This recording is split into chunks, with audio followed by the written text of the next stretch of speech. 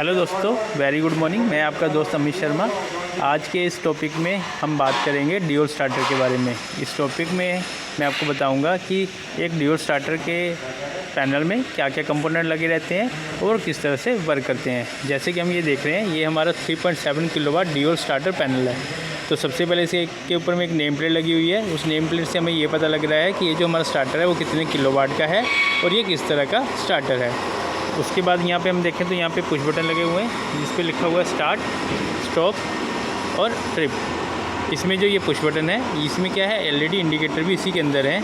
तो ये हमें स्टार्ट, स्टॉप और ट्रिप की इंडिकेशन भी देगा और ऑन ऑफ की भी इंडिकेशन देगा। नेक्स्ट हम देखें तो यहाँ पे एक सेलेक्टर स्विच लगा हुआ है। ये एक 3 पोजीशन सेलेक्टर स्विच है जिसमें कि एक नॉर्मल पोजीशन है, एक लोकल पोजीशन है और एक रिमोट। लोकल मतलब इस पैनल को अगर हम यहाँ से स्टार्ट, स्टॉप पुश बटन से चलाना चाहें तो हम इस सेलेक्टर स्विच को लोकल में करेंगे तो ये लोकली ऑपरेट होगा। अगर ये ऑफ पोजीशन में पड़ा है तो इस समय हम चाहे स्टार्ट रिमोट से दें या लोकल से दें तो ये वर्क नहीं करेगा।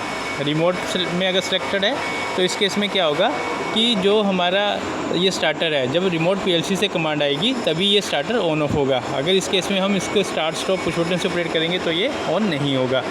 ट्रिप की इंडिकेशन तब आएगी जब हमारा ये स्टार्टर जो होगा वो किसी कारण से इसका एमपीसीबी जो रिले है वो ट्रिप कर जाएगी, तो यहाँ पे ट्रिप की इंडिकेशन आएगी जो कि हमें बताएगी कि इसमें कोई फॉल्ट है।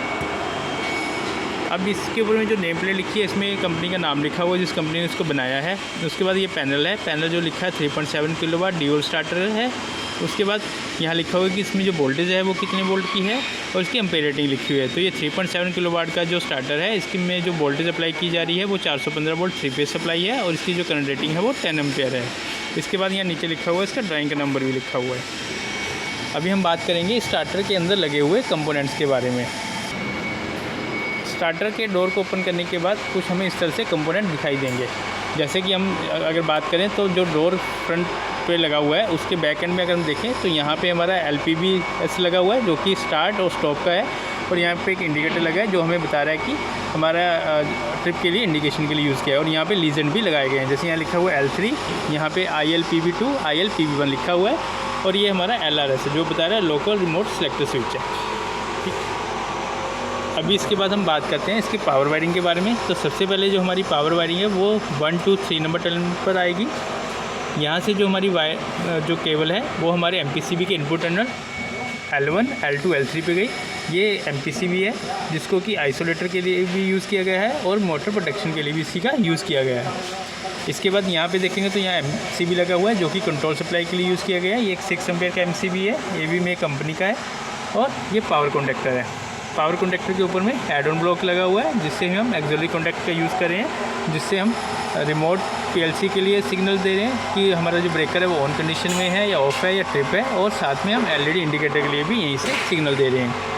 ये रिले है, रिले जो है वो इसके लिए यूज़ की गई है कि अगर पीएलसी कमांड आएगी तो रिले पिक होगा। रिले पिक होने के बाद ये हमारा पावर कॉन्डक्टर को ऑन करेगा।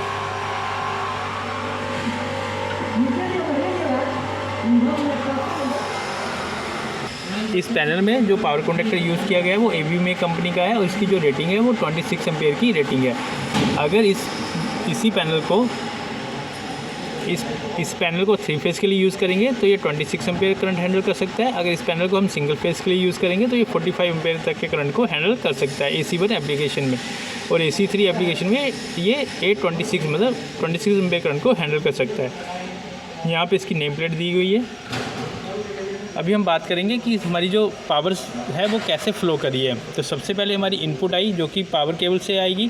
पावर केबल जो है इनपुट 1, 2, 3 नंबर टर्मिनल पे लगेगी X1 के। यहाँ से हमारी जो पावर की केबल है वो हमारी MPCB के इनपुट टर्मिनल जो कि L1, L2, L3 पे कनेक्ट होगी।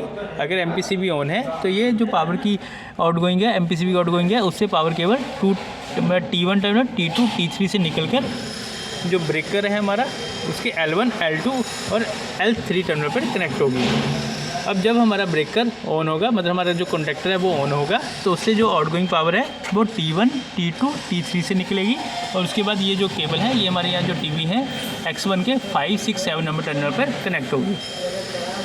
यहाँ पे बॉटम में यहाँ पे जो टीवी है, टीवी की मार्किंग के लिए यहाँ पे जो लीजेंड लगाए गए हैं, जैसे कि यहाँ X1 लिखा हुआ है, ऐसे X2 लिखा हुआ है और X3 लिखा हुआ है।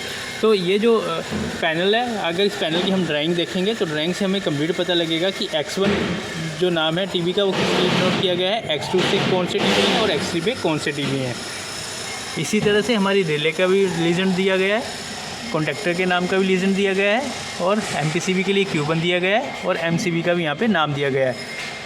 अब अगर हम इस पैनल की इलेक्ट्रिकल ड्राइंग को देखेंगे तो उस ड्राइंग में जिस नाम से कॉन्टैक्टर का, MCB का या MPCB का नाम लीजेंड में दिया गया है, वही लीजेंड यहाँ पे लगाए गए हैं। इससे हमें ट्रबल शूटिंग में हेल्प मिलती है।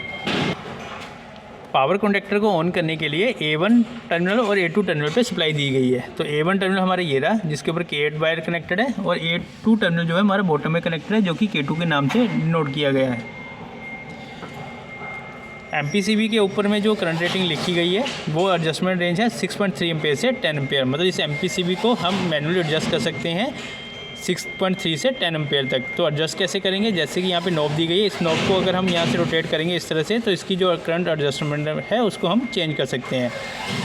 यहाँ पे इस MPCB के N और NC कॉन्टैक्ट दिए गए हैं, जिससे का कॉन्टैक्ट का यूज़ हम करते हैं कि हमारा MPCB ऑन कंडीशन में है, ऑफ कंडीशन में है, इसके लिए हम इसका यूज़ करेंगे। और ये जो साइड ऑन कॉन्टैक्ट है, इससे हम MPCB के ट्रिपिंग का कॉन्टैक्ट यूज़ करेंगे कि अगर MPCB ट्रिप हुआ है तो ये हमें ट्रिप का LED ऑन करके देगा। और नॉर्मल केस में अगर हम यहाँ पे देखें तो ये जो हमें एक बटन सा दिखाई दे रहा है, अगर MPCB ट्रिप हुआ तो ये बटन हमारा बाहर को आएगा इस तरह से। और अगर MPCB हमारा हेल्दी कंडीशन में है तो ये इस तरह से रहेगा। अभी जैसे कि देखिए मैं भी MPCB को ट्रिप करता हूँ टेस्ट पॉइंट से, तो ट्रिप करने पे MPCB की पोजीशन से वो ट्रिप पॉइंट पे आ गई।